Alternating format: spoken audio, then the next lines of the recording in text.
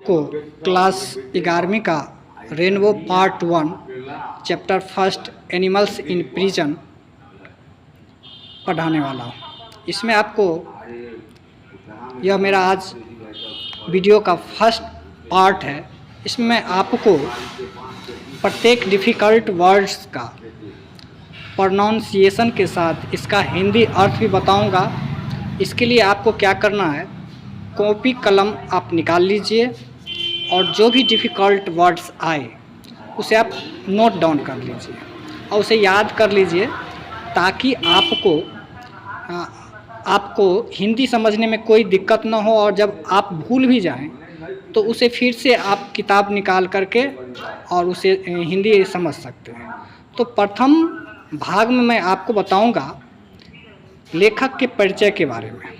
तो जैसा कि आप देख पा रहे हैं, एनिमल्स इन प्रिजन के राइटर्स का नाम है जवाहरलाल नेहरू। तो इसमें आप देखिए, सबसे पहला जो लाइन है उसमें क्या लिखा हुआ, जवाहरलाल नेहरू 1889 1964। इसका मतलब क्या हुआ, जवाहरलाल नेहरू जो थे वो 1889 में जन्म लिए और 1964 में उनका देहांत हो गया। India's first prime minister was popular among the children as चाचा नेहरू। इसका हिंदी अनुवाद हम इस प्रकार करते हैं, इंडियाज़ फर्स्ट प्राइम मिनिस्टर मतलब भारत के प्रथम प्रधानमंत्री minister was popular among the children as चाचा नेहरू, मतलब बच्चों के बीच में हुए चाचा नेहरू के नाम से विख्यात थे, या हम इन्हें प्रसिद्ध भी कह सकते हैं, प्रसिद्ध थे। He was a man of rare sensitivity. इसका थोड़ा आप इस पर गौर कीजिएगा। रेयर का मतलब होता है दुर्लभ और सेंसिटिविटी का मतलब होता है सूक्ष्मग्राही गुण। तो इसका आप हिंदी इस प्रकार लगा सकते हैं कि he was a man of rare sensitivity, मतलब वो जो व्यक्ति थे सो एक दुर्लभ सूक्ष्मग्राही गुणों वाले व्यक्तियों में से एक थे। मतलब उनका जो गुण था वो करीब करीब जो सूक्ष्म बातों को भी वो बहुत ही तन्मयता के साथ ग्रहण कर लेते थे। और नेक्स्ट लाइन आप देखिए,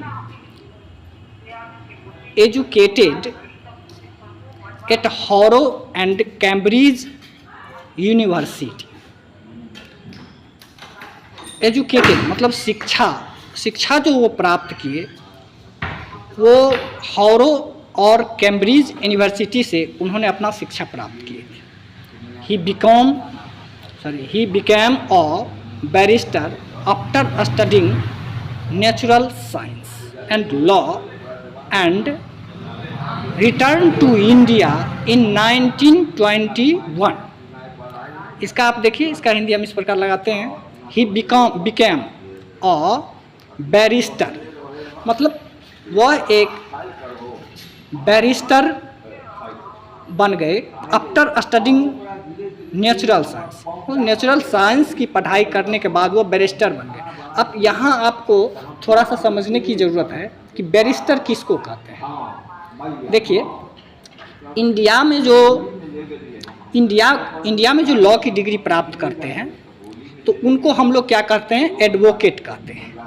लेकिन इंडिया से बाहर जैसे हारो और कैम्ब्रिज यूनिवर्सिटी में जो लॉ की डिग्री प्राप्त करते हैं उनको हम लोग बैरिस्टर कहते हैं। उनको बैरिस्टर की संज्ञा दी जाती है, इसलिए उन्हें बैरिस्टर की उपाधि दी गई थी।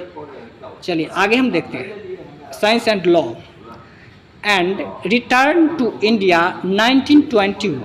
और वो भारत में लौट कर आए 1921, मतलब 1921 में वो भारत लौट कर चले आए। अब नेक्स्ट देखते हैं हम, नेक्स्ट लाइन देखते हैं, deeply influenced by Mahatma Gandhi. Deeply मतलब होता है गंभीरता से, गहराई से, इन्फ्लुएंस्ड मतलब प्रभावित।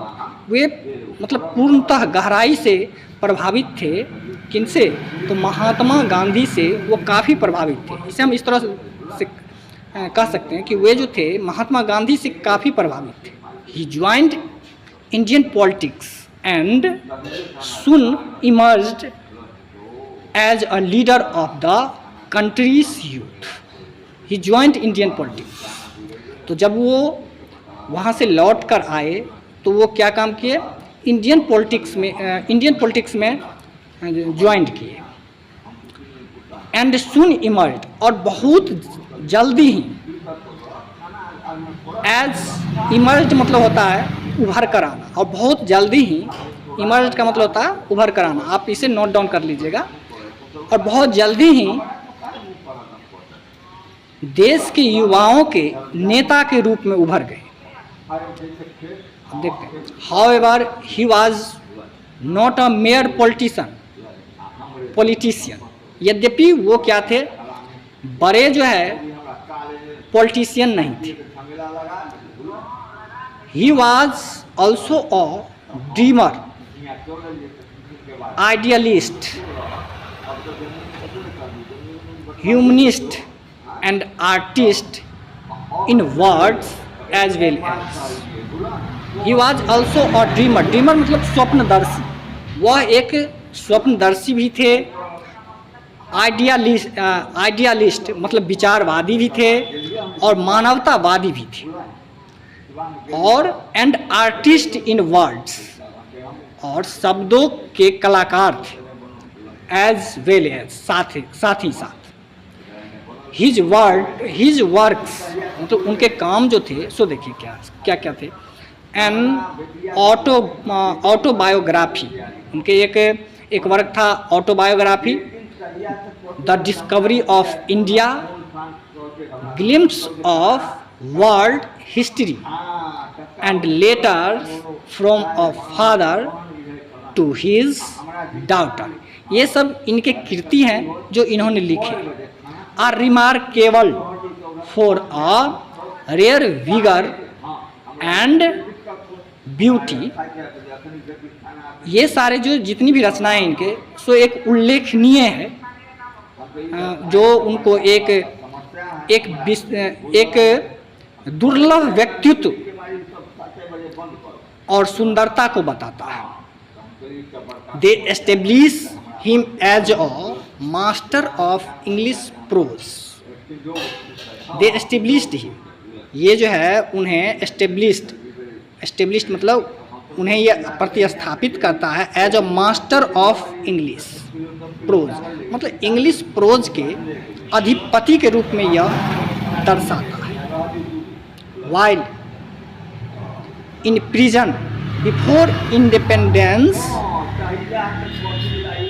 he read books, observed and wrote in his powerful and poetic style about all that he thought and felt। इसका चलिए हम लोग लाइन बाय लाइन हिंदी करते हैं, देखिए क्या होता है इसका। वाइल मतलब जिस समय, इन प्रिजन बिफोर इंडिपेंडेंस, जिस समय वो क्या थे, स्वतंत्रता से पहले जब वो जेल में थे। ही रीड बुक्स, उन्होंने किताबों को पढ़ा।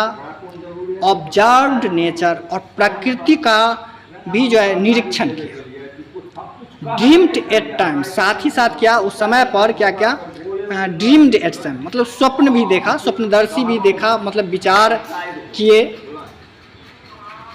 And wrote in his powerful and poetic style, और उन्होंने लिखा इन हिज पावरफुल मतलब अपने शक्तिशाली और काव्यात्मक शैली में।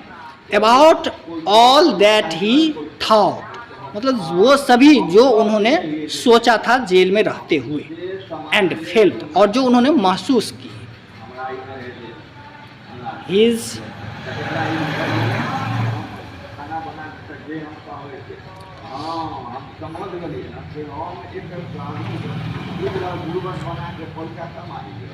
हमारे तो पढ़वे जो भावना की हो तो आप सिखा दो।